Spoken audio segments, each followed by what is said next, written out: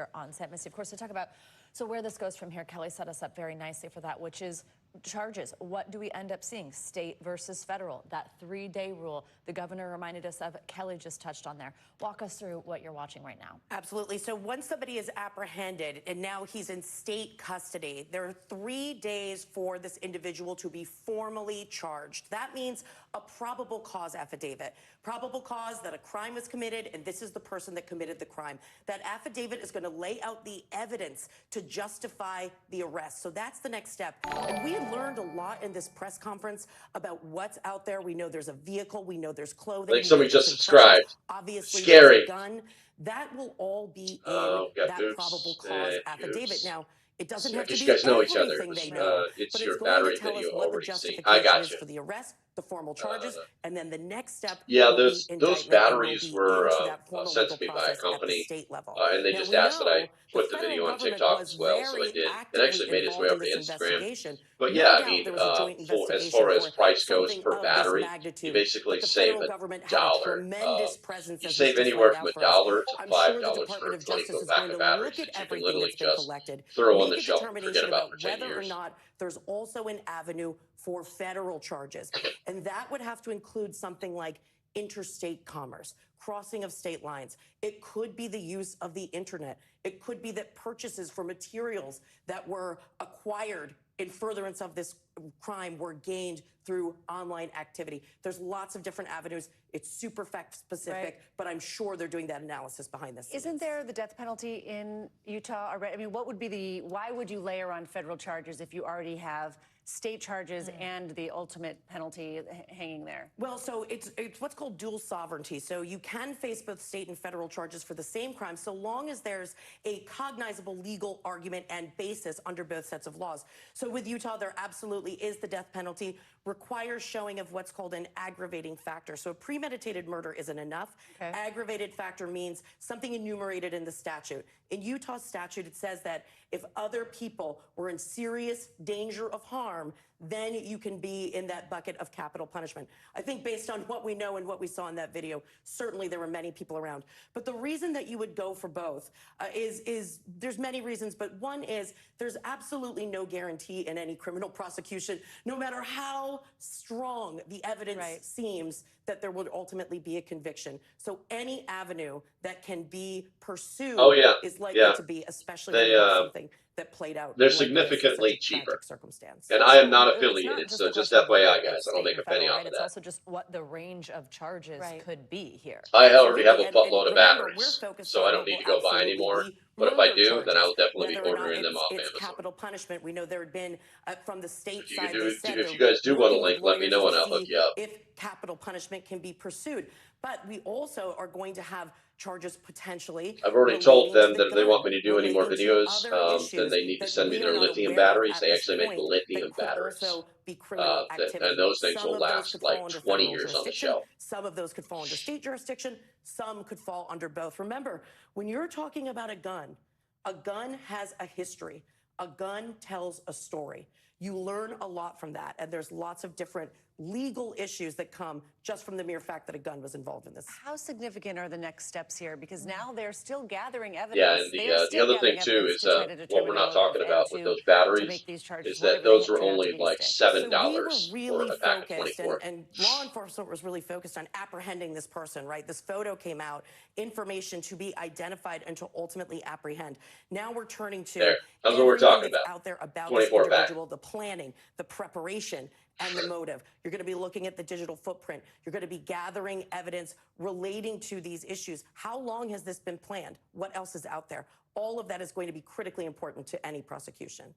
I want to say thank you so much. We want to bring in our NBC News national law enforcement and intelligence correspondent, Tom Winter. Now, Tom has been following this. He's been getting developments straight from law enforcement for us.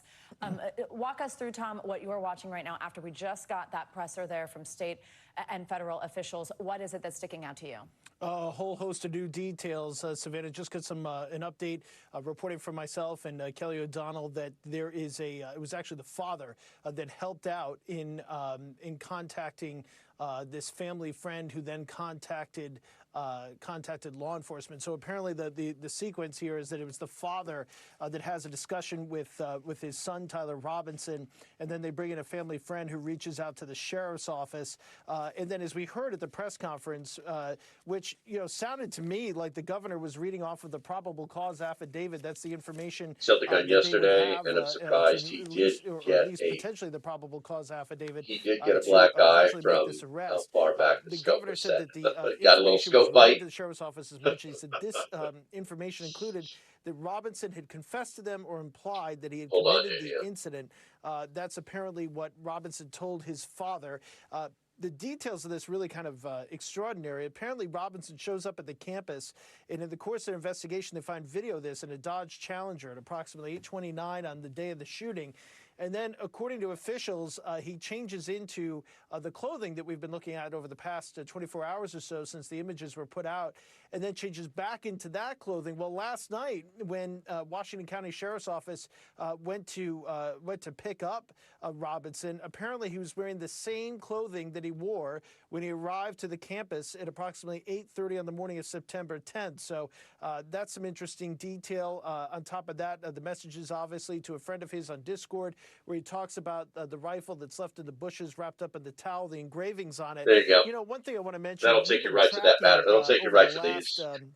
a couple of weeks and months, the types of things that have been I want to emanating know, did he act from the alone or is he shooting part of the group? involving, Because we have other allegedly popular involving faiths like Ben and Luigi Tim Mangione. Hodge, And the Kin reason why I twins. bring that up, he was, of course, Yeah, the person that's I been don't know, charged JDM. in the It's death of United speculation. Healthcare CEO Speculation is Brian extremely Thompson. The reason dangerous, why we bring that up is because it was a regardless of targeted truth. killing. We've seen an You increase know, in those types of incidents over the past 9 months, going back now a year and almost a half to the first I think assassination it's attempt of probably a good Donald Trump. And idea we've just seen to let individuals carry out attacks law on enforcement do specific their people job. or I institutions. mean, On Mangione, there's according no to the way charging that documents, the on governor. Mangione's bullets were Well, inscriptions and you've got a writings. governor and you've Then got you had a recent incident just a couple of weeks ago with 23-year-old what's it? Robin Westman, Not the the state person prosecutor, police but the attorney identified as general of the the shooter state. at They're that both in Minneapolis alignment. Catholic school They're church going to when the be like students were shot. maximum 2 students charges, killed maximum in a first week charges, of school and mass. everybody's like That crying about individual had federal written things charges, on the like up here on the magazines left. of their weapon. And And now today on the what's shell really casings, you happening have is that engravings the on the left weapons, or that best the described as federal high government level, isn't as just applying pressure to anti-fascist ensure messages. We're still that going this through it guy all, trying to receives the determine what it maximum means, understand the ideology a little charges bit better.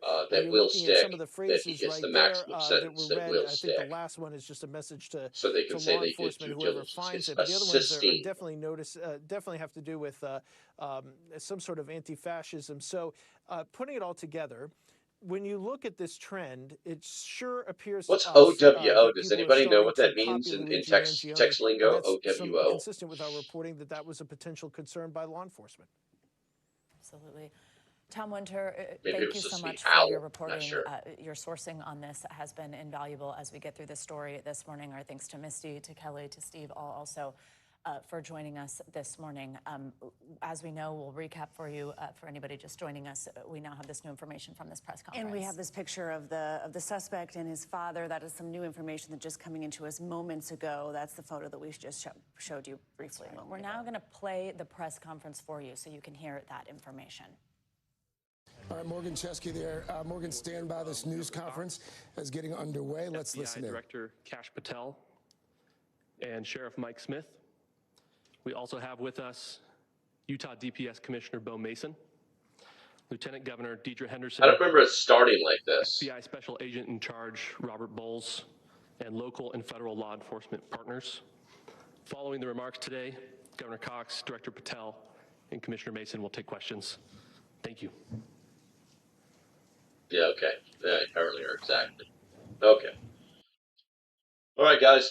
Listen, I think we've basically lost another hour of our lives, and this is all very sad. But this also isn't preparedness in what we're supposed to be doing today. So, I guess with all that said, I want to thank you guys for hanging out with me for an hour. Obviously, you'll follow this in other means. You just won't do it here. I do have some videos that will be coming out this weekend, so pay attention for that little white circle with the black letters in it to pop up in your live feeds. Yeah, that's that's going to be about it. I hope you guys all have a great weekend. Make sure you hit that thumbs up on the way out the door, because if it's free and it's good for me. Stay safe. Have a great weekend. And I will see you when I see you. Bye-bye.